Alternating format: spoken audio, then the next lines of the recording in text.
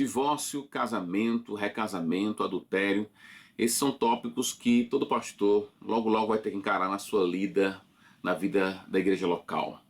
É um assunto muito complexo, muito difícil, a começar pelos textos bíblicos. São poucos que lidam diretamente com o assunto, são complexos, são complicados de se entender, não respondem às nossas perguntas como nós queríamos que respondesse.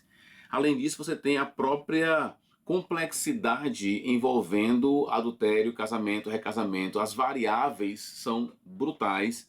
Nenhum livro sequer pode cadastrar, catalogar todas as possibilidades quando o assunto é casamento, recasamento, adultério, divórcio.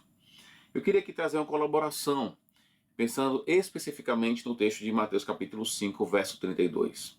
O texto vai nos ensinar que aquele que se divorcia de seu cônjuge, que não pela cláusula de exceção, que no caso lá é a porneia, a palavra porneia cabe lá naquela palavra, todo tipo de deturpação sexual, ou seja, todo tipo de sexo fora do casamento está incutido na palavra porneia lá. Então a ideia é a seguinte, só existe uma razão legítima para o divórcio nas palavras de Jesus Cristo, que é o adultério, que é porneia. Então, se não é esse caso, ou seja, se você vai se separar do seu cônjuge, que não por essa razão, ou seja, porque o seu cônjuge não é adúltero, e você quer se separar, então você não está fazendo do seu cônjuge um adúltero.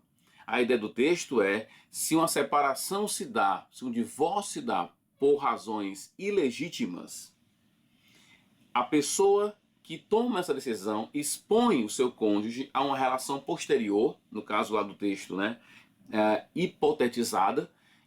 Digamos que essa pessoa que foi abandonada, que ela não cometeu adultério, você então expõe, faz dessa pessoa uma pessoa adúltera, ao se relacionar com outra, essa outra pessoa, esse casal, que é fruto dessa separação ilegítima, acaba cometendo adultério.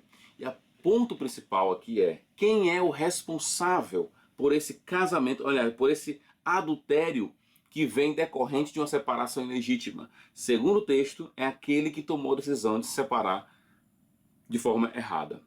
Ou seja, tomou a decisão não pela cláusula que Cristo colocou, a única razão permitida por Jesus Cristo para a separação. Se você então toma essa decisão, a responsabilidade cai sobre você e não para o outro.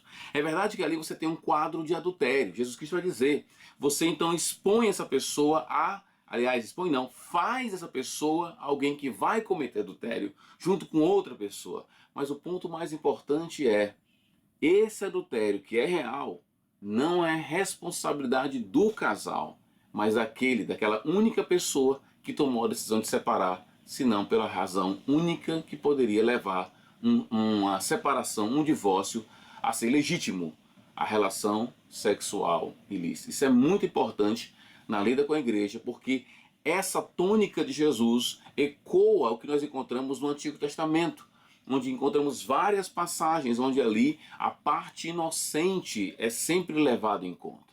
Quem é abandonado, e não por adultério, ou seja, uma mulher abandonada não é uma mulher adúltera, é uma mulher que foi feita adúltera. E esse adultério que ela agora comete não é responsabilidade dela, mas daquele que a abandonou. Assim também um homem que é abandonado, ele não é adúltero. Aliás, ele é adúltero, mas quem o fez adúltero foi a mulher, que separou sem ser pela razão única que poderia ter gerado a separação, tornando a separação assim legítima. O ponto então é, há um quadro de adultério, e um quadro de adultério envolve duas pessoas. O ponto é que nesse caso, só uma pessoa é responsável, aquela que gerou a separação, não sendo pela razão única que Cristo estabeleceu, a porneia. É isso.